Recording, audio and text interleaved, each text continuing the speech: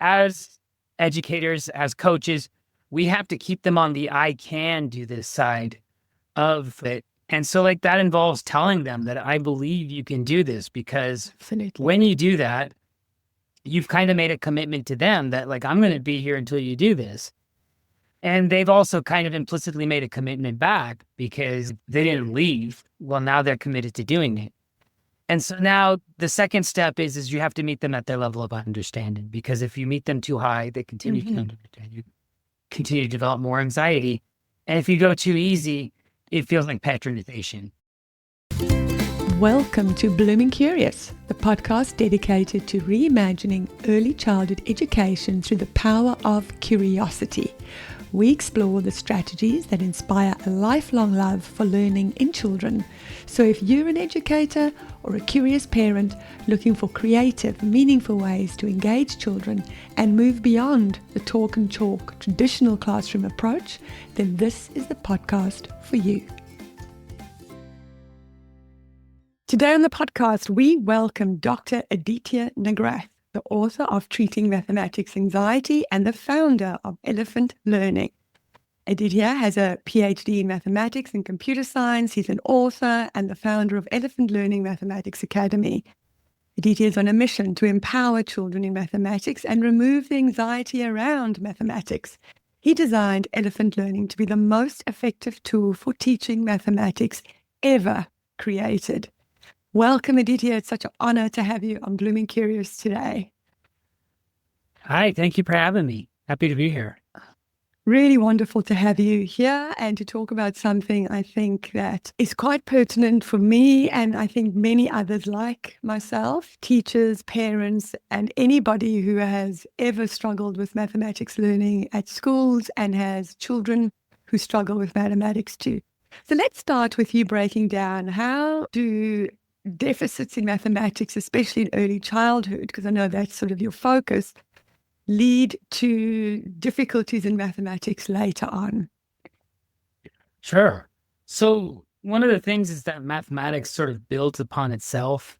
So like you can't really understand multiplication unless you understand addition, because multiplication is defined as repetitive addition. And so like what we find in, at least in the United States, is that 4 out of 5 students is entering kindergarten unprepared for the kindergarten curriculum. And that's a gap in language around the numbers. And that gap sort of exacerbates over time, because at least over here, we don't tend to hold them back to ensure that they got that. I mean, they could be exhibiting that they got it, but it leads to children being as much as 3 years behind in certain neighborhoods on average, again, breaking down by income. And so when you look at that issue and you say, well, so you have a student in the classroom in 3rd grade trying to learn multiplication, but they have an understanding of numbers that kind of rivals a kindergartner, that's an impossible situation for both the teacher and the student. And so this also then creates a lot of anxiety around mathematics, because those students they're kind of getting moved along, they also don't feel like they understand what's happening. And so there's like a lot of strategies then that are developed as coping mechanisms to either keep going and then also to maybe avoid the subject. So can you give us some more definitive examples when you talk about the language around mathematics? The children are coming into kindergarten and they lack this mathematical or this understanding around mathematical language. Sure. So the standards define counting to 10 as like, can you give me 10 things? And the student is able to slide over 10 things and stop on 10. But most parents think counting to 10 is just saying the numbers aloud, 1 through 10, where they could just be saying it without necessarily having understanding underneath. Okay, so not just say the numbers. You know, when kids are really little, they sing the alphabet song, or they'll just recite numbers in a classroom, for example. So that is, I guess, just one part of it. So what you're talking about really is the understanding of what those numbers look like. Is that correct? Well, so like the understanding of the actual quantity behind it. We teach it in 3 phases. So the first phase is definition. The second phase is recognition. The third phase is production. And for counting, that sort of looks like, okay, well, I have 2 pens. Well, I have 2 fingers.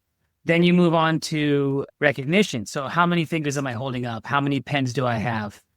And Mm-hmm. then from there, we move on to production. Can you give me two pens? Can you show me two fingers? And so, like, if they're showing it to you, now they're demonstrating full understanding of that language. From there, we start to also introduce the ideas of more and less because that's the ideas of addition and subtraction. Mm-hmm. So we're developing some language like which column has more. There's a lot of language then after that: addition, multiplication, trying to look at it from different angles, like the number line in quantities, base 10. There's just so many different like things that we go through, but what we go through is what we consider to be the essential language because the goal is that if you can do this, then you can understand the teacher in the classroom. Okay. Would you like to give us some kind of an overview, I guess, or just some insight into your program, Elephant Learning, and how does that help children and what does it encompass really? Sure. So we cover the essential topics from counting through algebra. The way it works is the students come in and most of them start in a placement exam, which helps them or helps our system understand what their initial level of understanding is. And then from there, we start building them up to more advanced topics. And there's really no kind of end to it, except for after you get past the end of our curriculum, but we keep going. So if you've got a third grader and they just stay in our system, they can easily get to fractions, decimals, percentages. They could be doing algebra. We just let them keep going. And for me as an early childhood educator, I know when I work with young children, we use concrete manipulatives to establish that number sense and that understanding of numbers and value. But your program is digital and it's online. So how do you bridge that concrete manipulatives, that concrete understanding? We always say concrete before abstraction. How does your program bridge that concrete before abstraction, or is there a concrete element in your program, even though it's digital? Yeah. So what we do is we've taken the activities that early age education researchers had already determined effective for teaching the topics, and we've combined that with adaptive algorithms. So the manipulatives are like on the screen. So uh, the student gets to choose from a list of characters. I think in total we have like 100 characters. And then that's what they're counting, basically. Those become the manipulatives. So like maybe they choose cats, and then if they push on the cat, it makes a sound. So it feels like an actual object that they can play with on the screen. And then we're running the same activities that have already been determined to be effective. Mm. So you've just taken manipulatives and gamified them as well for kids. Yeah, it's a gamification of mathematics. Which kids, of course, will love because they love playing games. In your experience, I mean, obviously, a lot of these kids are coming, and I see it as well as an early childhood educator. And you said it earlier as well, we don't hold children back. I've often wondered about that and questioned it because as educators, you have a curriculum to get through. And very often when the children, even by the end, don't understand it, you're pulling out small groups, you're working with those children, trying to get them up to standard. But some kids by the end of the year are not up to standard. And we're not allowed to hold those kids back. In my day, if you weren't up to standard, you would be kept back in that grade level. But now they're saying it's detrimental to children, so we don't hold children back anymore.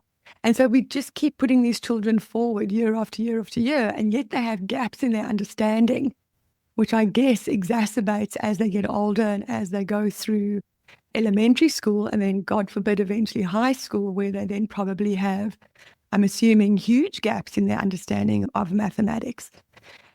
What's your understanding and your advice, really? How do you think that schools, educators, parents should be handling this kind of situation? Yeah, I mean, I think the problem is that it's like trading one consequence for another. But I think what the research that the quoting says is that like when the students stay with their peer group, the results tend to be better. And so I think the process that they're running now, where they're like, well, let's try to separate these particular students out and work with them individually. might be able to bridge that gap. But having a program, say like ours, where we're able to maybe try to fill in that language through some time on the side. I mean, it's a quite effective program. And in 10 minutes per day, 3 days per week, students will learn on average a year and a half of math over the course of 10 weeks.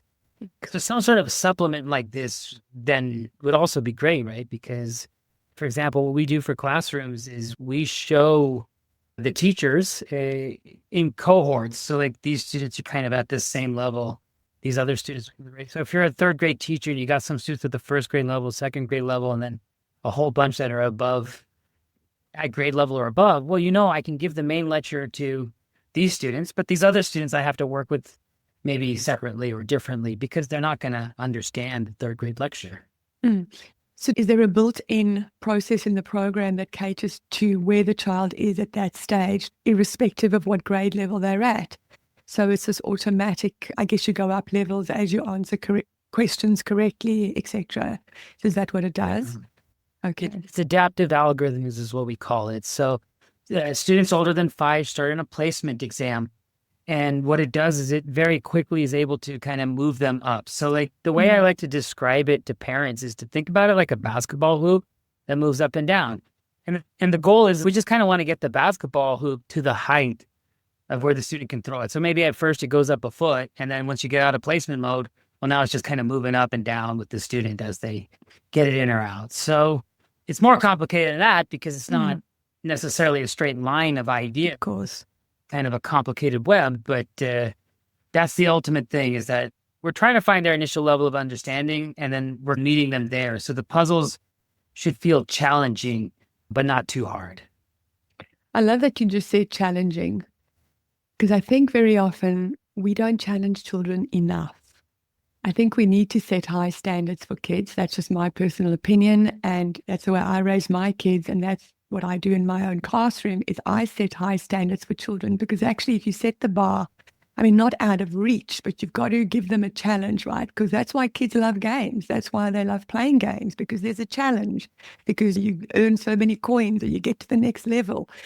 They enjoy that challenge. And so we do have to set challenges and just push kids a little bit because otherwise they don't grow. So I love that you've said that that does have challenges and so that we can actually expect something more of children. I think very often we don't set that bar high enough for kids. And so they don't experience the euphoria, that dopamine hit that comes with achieving something difficult or doing and completing a difficult task. It's a compromising of the standards. So like the challenge is that, and we talk about this in the book, Treating Mathematics Anxiety. Like if the student's playing basketball, the ball is very clear to everyone. Did it go in the hoop or did it not go in the hoop? The other thing that is kind of special is that coach cannot shoot for the player. The player is shooting the ball and they know, right? Like if the coach could somehow shoot for the player, then one of the things that happens is that the player would not believe that they could play basketball. They believe the coach could play basketball. And so there's some challenges basically with the idea of everyone gets a trophy, but it depends on how it's implemented because the standard could be that like, okay, well, the team that wins gets a big trophy and everyone else gets the part, and that's fine, right? Like, okay, you participated, so you met that standard. You're the winning team. But but like the challenge occurs when we compromise the standard, when like we say the ball went in when it didn't, and that's the real challenge. Tell me, Aditya, you talk about math anxiety. What causes it? So any place where we don't know what something means, we start to have anxiety. That's just kind of human nature. So like this gap in understanding that we're describing is the source of the anxiety. It's just that the challenge is that from a belief level for anything that the student's trying to do, they're falling into, I can do this or I can't do this. And they're looking at what's happening around them as evidence for like, oh yeah, so like whatever direction they're trending towards, that's the way they're headed. And so like as educators, as coaches, we have to keep them on the I can do this side of it. And so like that involves telling them that I believe you can do this because when you do that, you've kind of made a commitment to them that like, I'm going to be here until you do this. And they've also kind of implicitly made a commitment back because they didn't leave. Well, now they're committed to doing it. And so now the second step is you have to meet them at their level of understanding, because if you meet them too high, they continue to understand you, continue to develop more anxiety. And if you go too easy, it feels like patronization. And so it's about kind of meeting them at that level and then showing them, yeah, you're doing it. So students in our system, after 3 or 4 weeks, they're showing some games. Our coaches start to reflect that back to them and say, hey, look, you've learned a year of math in the last 2 or 3 weeks. So that's a big deal, right? Like people don't do that very often. And so now they start to feel like they can do it. That's very true. And I'll relate a quick little example from my own life. My son, who's now 24, has just graduated in a double degree in chemical engineering and metallurgy. So it's maths, and more maths, right? When he was in year 2, a teacher called us in and said, your child is struggling. And we thought, oh my word. And the very first thing we did is we got him some tutoring. And this tutoring program was a gamification online thing where we took him, I think, once a week. And what we discovered was it wasn't that he was bad at maths. On the contrary, he was really good at maths, but he had an anxiety issue against maths because he compared himself to some of the kids in the class who were really high flyers. But what he didn't know was that those parents of those children were sending them to tutoring, not because they were struggling, but to make them high flyers. And so he was comparing himself to those children and thinking, I'm stupid, I can't do this. And the minute we sent him for these extra lessons, he realized, well, yeah, he can do exactly what they can do. And all he needed was this little bit of a confidence boost. I think it just took a few weeks or a few months and off he went. There was no problem ever again. And as I said, he's just graduated in mathematics and he's an engineer now. So I think the message there for parents is when kids are struggling, you have to step in and do something to help them. You can't just leave them flaying. And also, I think it's sometimes just about their levels of confidence. Sometimes it's not that they can't do it. You have to give them the confidence and do whatever you need to do to make sure that they can succeed. So for me, that's always important because then I noticed as well, and you actually mentioned it on your website, I thought it was a really pertinent point. We seem to have fewer and fewer kids, and I know it's very true for here in Australia. So I don't know about in America, but here in Australia, when you get to high school, kids can do 3 different levels of mathematics. The highest level of mathematics, and there's sort of a middle one, methods, and then there's a slightly lower form of mathematics. And it seems to me that kids are being talked out of doing higher levels of mathematics, those STEM subjects, for whatever reason. Personally, I think we need STEM, and I think we need people to be doing mathematics, even if you never use it. For example, I have another son who's finished studying actuarial science. And what he said was, of course, it's all mathematics driven, but he said that high level of mathematics allows you to think differently about solving problems. And it gives you a different dimension to your thinking. So to me, I think, why is it, and I don't know if you have that issue in the States, but I see it when I speak to colleagues, things with children are going through high school, where schools are almost actively in some instances, and I'm going to be really awful here and say it's often with girls, say to them they don't need to do those higher levels of mathematics. Because I think even if you're going to be doing law, for example, which doesn't need mathematics, if you are capable of doing that higher level and you're capable of thinking broadly and having that problem solving, shouldn't you be doing that? And I know that you've said in the video on your website, you have some very strong takeaways about that. So I'd love you to share that now for anyone listening and thinking about, pushing their kids. And I know I say pushing, they think, oh my gosh, you're going to make them do things that they're not ready to do. No, it's not. It's about making sure and helping your kids beat their full potential. What are your thoughts around those STEM subjects and the higher level of critical thinking and problem solving with regards to mathematics in schools? Well, yeah. So like the STEM subjects are extremely important, and there's a lot of, I think, systemic push to try to get students to engage in the STEM topics. Though the challenge is that if you don't have a strong understanding of algebra, you can't engage in those subjects. So, like, while in the United States, and I don't know how it is in Australia, but it's probably similar, right? Thanks. We have a push towards third grade reading. So, like, oh, we have to get every student to the third grade reading level. And I mean, it makes a lot of sense to me when you think about it, like from a government perspective, because if I can get them to the third grade reading level, then they at least match George Bush. So that's the average American, right? The average American's at the third grade reading level or higher. And if I can at least get all of these kids to the third grade reading level, they're at least functional in reading. But the challenge is that, like, for mathematics, you don't actually get to the written language of mathematics until you get to algebra. And so if you want to read anything on finances or statistics or et cetera, chemistry, physics, you have to have enough algebra and feel confident enough with variables and functions and, to kind of understand what's happening. Because if you see an X and a Y and a Z and it flips you out, that's kind of the end of the story here, right?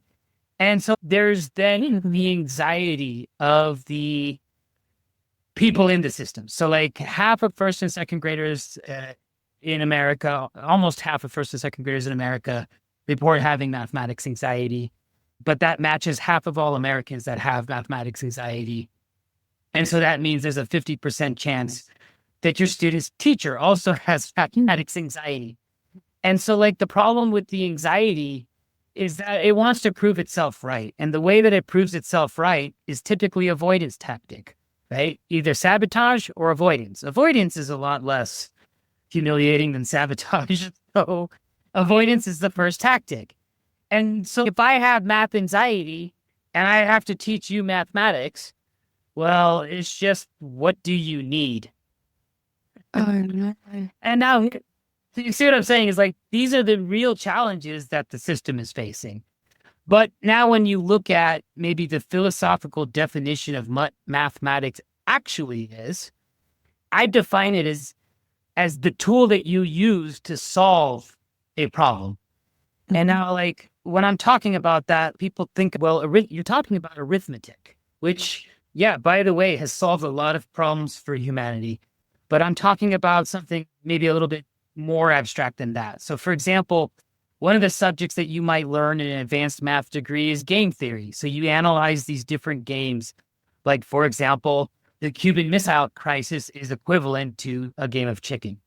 And so, like, when you're analyzing these games, you're looking at what are all the outcomes, what is the best outcome, what are winning strategies that the players could be engaged in, for example, right? So that's one example of where I've taken a field which would be extremely non-mathematical, which is politics, and said, but look, that's the first game you study in game theory. It's one of the simplest games because it's not a very deep game to analyze. And so this is one of the challenges. If the definition of mathematics is a study of tools to solve problems, then how is it not pertinent?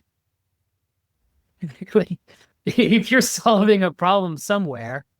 Now, the challenge is that the anxious thinking, again, is, well, you just need to be able to solve business problems. You just need to be able to solve, language arts problems. So, like, the amount of math you need to know that, right? Like, what do you need to know? So we're not trying really to. Now, if the student, they want it, they're able to get it, right? Like, they're able to go into MBA programs or advanced math. So it's the student who has to be motivated to go get it ultimately, because no one else can attain freedom for you, especially when they themselves don't believe they can do it, right? And that's why they don't believe you can do it. Okay, that was massive. Absolutely what you just said, I agree with you. But then we really do need educators and parents to, in the first place, have a greater belief in themselves. And you talk about the maths anxiety, but and you're mostly targeting kids. Do you have programs that can help educators and parents to target their anxiety in mathematics and perhaps get them to a level where they can actually help children? Because I also think it's a massive problem if we can only have reading till third grade. Because I've seen it as an educator, is that if children can't read, they can't read a maths problem because it's English. You have to be able to read and understand and It's the comprehension. standard, right? Can we So, get them to the third grade reading level? but that's So not that's enough the to goal. me. That's You, the I mean, goal. you can't be in high school and have a third grade English Right. reading level. That's insane. So to set the bar so low for children, is that all we can actually get out of teachers, just to teach at a third grade level in English? Well, And to I me, don't think that's that quite they necessarily have the unacceptable. percentage that they're looking for, which is why that's the goal, right? The percentage of proficiency. So it's not like they stop teaching reading at that point, right? So of They course, keep whoever can keep going, it keeps going. But the goal is like we got to get everyone above that level. So like real, I think, scare behind it is that like, well, there's so many students that are not at that third grade lip reading level. because they haven't introduced synthetic phonics, because they're still messing around with programs that actually don't work, are not scientifically proven. So, and that impacts mathematics and all children's learning. And I Yeah. know it's changing, but as far as see, it's not changing fast enough because we're letting children down. And if you're an educator and a parent, your job is to educate and to give children the best opportunity as you possibly can. And that means using scientifically proven programs that actually help children learn and achieve their outcomes and achieve their full And potential. also set higher, right? Absolutely. Yeah, that's one of the other things they could be doing. Wow. Talk to me about strategies that you think parents can use at home to foster more positive relationships with mathematics. Because I know as a teacher, and I've spoken to parents in my classroom, and one of the things I often see is that there's this breakdown between mathematics and the rest of our lives. It's like in a little box, it's like in a compartment. And I know I very often have said to parents, look, you've got to make it part of your everyday existence, your everyday life. And you've got to involve your children in your shopping and in your cooking and in your language and you're talking about mathematics so that they can see it's part of our everyday life and we use it in our everyday life. How do you go about or helping parents have the strategies to deal with that? Right. So what we do is for the subject matter that's active for our students, we describe it to the parents so that they can understand what the level of this thing is. So for example, cooking is going to require fractions, decimals, and percentages. So like if the student isn't in fractions, decimals, and percentages, talking to them about a half cup, you got to understand, well, you're starting from zero, right? Yeah. But you're at the define stage, right? And so we encourage parents to use the language out loud. We find that students start using the language out loud more as they come through our system. And I think that one of the things is that like societally, we kind of tell, I mean, at least my parents told me, I don't tell my children this because it doesn't work, but oh, don't do it out loud. Don't do the math out loud, right? So like as adults now, like when we start doing math, we're doing it in our head. But theoretically speaking, we should be doing it maybe out loud because then they'd be hearing the language because that's the way children learn language is through the inference. They're hearing us use the language and then they're trying to figure out what does it mean. Well, makes sense. If you think that we try to teach them reading where they have to actually sound out the words so that they can hear the sounds and see the letters. And often we have a kinesthetic component to that as well. So it makes sense. Why wouldn't you do that in mathematics, right? Right. And I mean, Wow. being able to hear their thinking, that would be great, right? But if we're telling them, no, don't do that, then you're asking them later, but show your thinking. It's contradictory And messaging.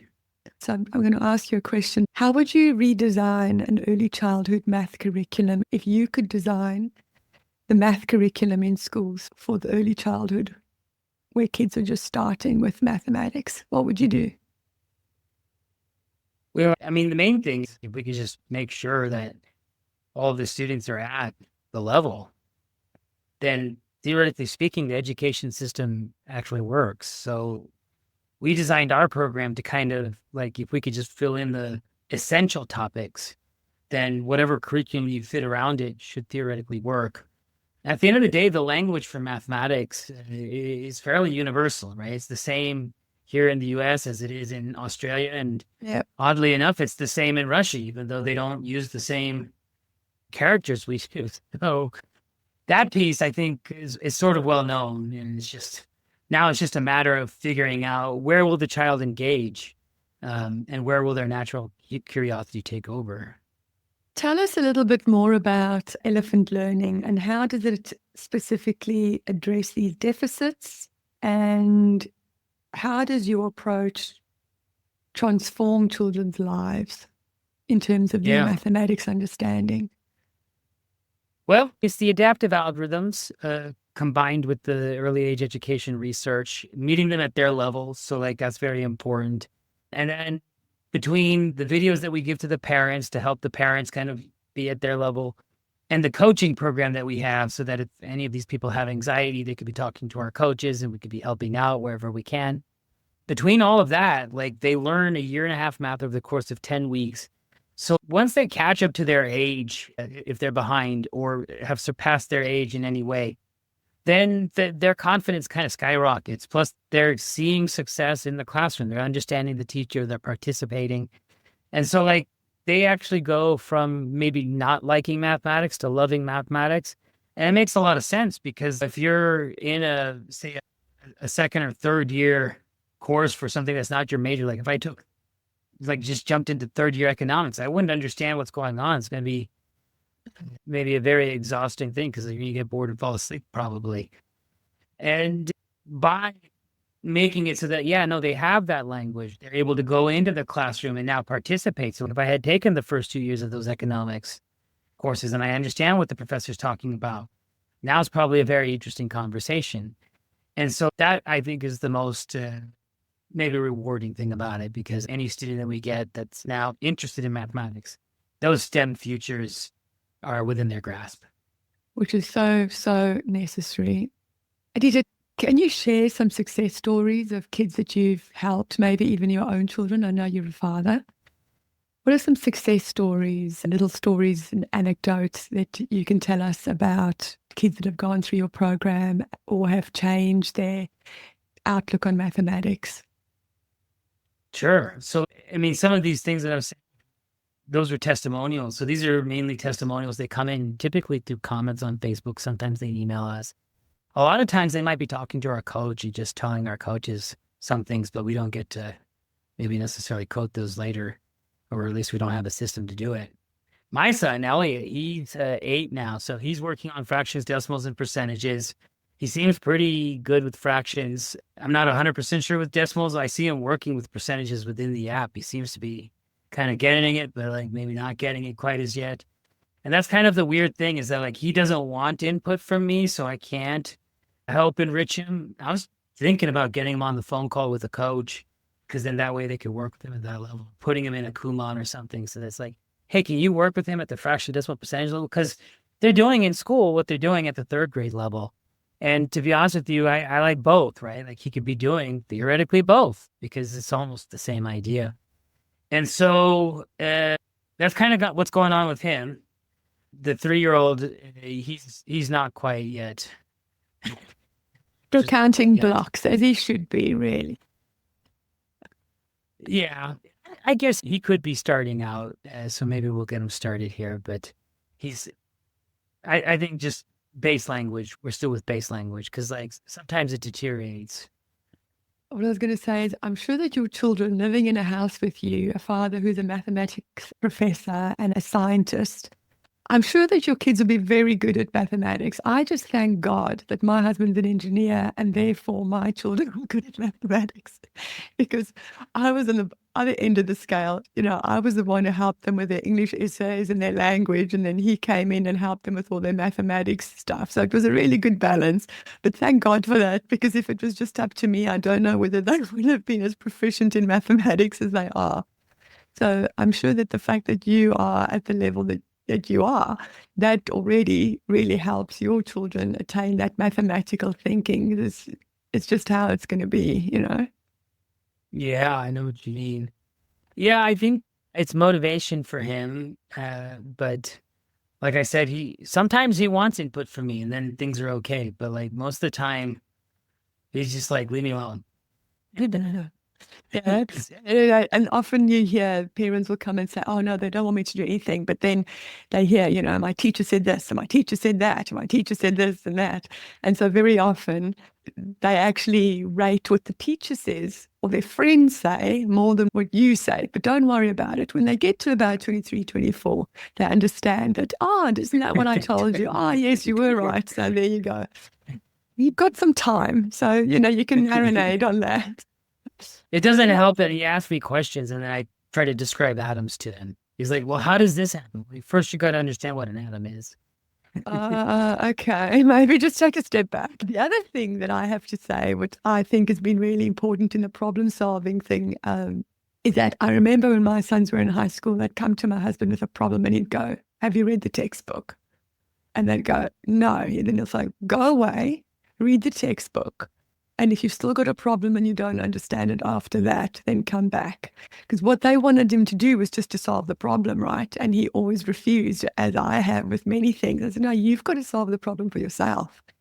And I think that's always been, certainly for my children, really powerful. And it's also the way I teach. I don't jump in and give kids answers. I push them to actually find the answers for themselves first. And of course, if you then see that they've messed it up, they don't have the understanding, that's when you go in and you guide them to find the right answer, but you don't just give them that answer. And I think that's very much where that whole problem solving, critical thinking comes in with mathematics. Aditya, this has been a very enlightening conversation. Is there anything you would like to leave listeners with before we finish off? Before also telling people where they can find Elephant Learning and how they can get hold of you? Sure, yeah. Well, if you look for Treating Math Anxiety, you'll find it on Amazon, but you could also find it on our website. If you get it from our website, I'll end up signing it and sending it to you. But I don't think we ship to Australia because we're using US Post Office and it doesn't come. Oh, that's okay. I'll put all the links in the show notes and people can get it off Amazon. I'm sure Amazon will have it. Yeah. And they can just get it off there, which is perfect. And if you want to check out the program, just go to elephantlearning.com. You can sign up there. That's the best place to sign up. Amazing. So again, I'll leave all links for anybody listening who's interested, and I urge you to go and have a look at that because mathematics is a massive part of our lives. And even if you think about it, it's not just about the numbers, but it's about a way of thinking, and it's that problem-solving mentality that I think you get from mathematics, which I think more people need in this day and age, especially our politicians. So, Aditya, I thank you today very, very much for being on Blooming Curious. It's been a really illuminating and interesting chat, and I hope that so many people take away nuggets, the absolute golden nuggets that you've given us today in terms of helping children with mathematics. So thank you so much. I appreciate it. Thank you for having me. So that was Aditya Nagrath of Elephant Learning. If you enjoyed today's episode, please can you do me a great big favor? Can you please click on that share button and send it to a friend or a colleague so that we can spread the news of Blooming Curious and so that we can all get more people listening. That would be awesome. Thank you so much. So until next week, I'll see you again. Same time, same place. So stay Blooming Curious.